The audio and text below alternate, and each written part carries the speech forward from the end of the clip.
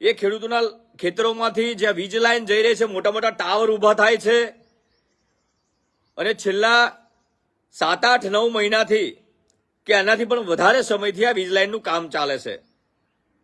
હવે આ ખેડૂતો બિચારા બાપડા રજૂઆત કરે તો કરે કોને?